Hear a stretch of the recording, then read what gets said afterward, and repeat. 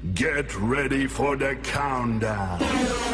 10, 9, 8, 7, 6, 5, 4, 3, 2, 1, 0.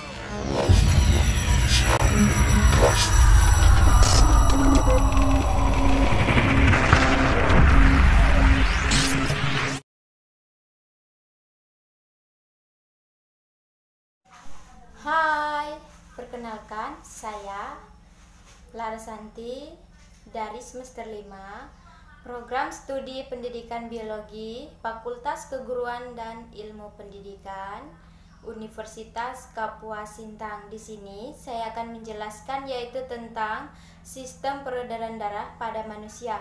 Apa itu sistem peredaran darah? Sistem peredaran darah adalah pembuluh darah yang membawa darah menuju jantung, arteri yang membawa darah dari jantung, dan vena juga membawa darah dari jantung menuju ke jantung.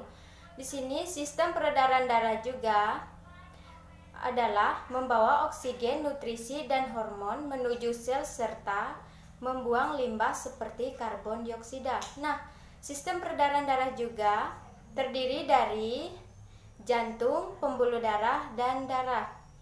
Jantung adalah organ tubuh yang terdiri dari kumpulan otot yang berfungsi sebagai memompa darah ke seluruh tubuh pada manusia. Nah, jantung manusia di sini juga berdenyut selama 72 kali per menit setiap hari. Jantung yang memompa darah ke seluruh tubuh mengantar oksigen dan kemudian kembali ke jantung. Dan juga jantung yang memompa darah ke paru-paru mengambil oksigen dan kemudian kembali ke jantung. Nah, saya akan menjelaskan juga. Jantung terdiri dari beberapa bagian. Yang pertama itu ontrium kiri, ontrium kanan, ventrikel kiri, dan ventrikel kanan. Nah, di sini juga saya akan menjelaskan yaitu tentang sistem peredaran darah terbagi menjadi dua bagian, yaitu sistem peredaran darah besar dan sistem peredaran darah kecil.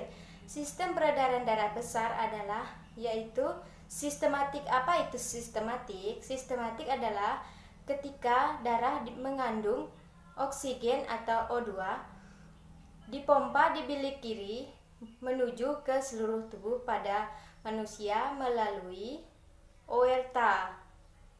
Dan yang kedua yaitu sistem peredaran darah kecil. Sistem peredaran darah kecil yaitu plumolis. Plumolis adalah diawali dengan ketika darah mengandung karbon dioksida CO2 dipompa di bilik kanan dan dialirkan ke pembuluh arteri menuju ke paru-paru pada manusia. Nah, di sini saya akan memberitahukan urutan pada peredaran darah manusia. Urutan pada peredaran darah manusia yang pertama adalah seluruh tubuh, bilik kanan, serambi kanan, paru-paru, bilik kiri, serambi kiri, dan ke seluruh tubuh pada manusia. Yang kedua yaitu seluruh tubuh, bilik kiri, serambi kiri, paru-paru, bilik kanan, serambi kanan, dan ke seluruh tubuh pada manusia. Nah, darah juga di dalam tubuh manusia berfungsi sebagai pengangkut oksigen di dalam organ tubuh manusia tersebut. Darah juga berfungsi atas 3 bagian, yaitu yang pertama berfungsi sebagai alat transportasi, berfungsi sebagai alat rahmasi, berfungsi sebagai alat proteksi. Nah, di sini juga saya akan menjelaskan yaitu jenis sel darah terbagi menjadi 3 bagian. Yang pertama sel darah merah atau eritrosit yang berperan sebagai membawa hemoglobin yang telah terikat oleh oksigen dan paru-paru menuju ke jaringan lain. Yang kedua yaitu sel darah putih atau leukosit, berperan sebagai menjaga kesehatan tubuh sebagai antibiotik untuk penyakit yang menyerang tubuh manusia tersebut.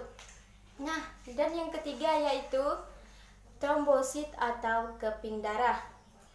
Apa itu trombosit atau keping darah di sini? Saya akan menjelaskan juga, yaitu trombosit atau keping darah adalah gumpalan atau keping darah yang menggumpal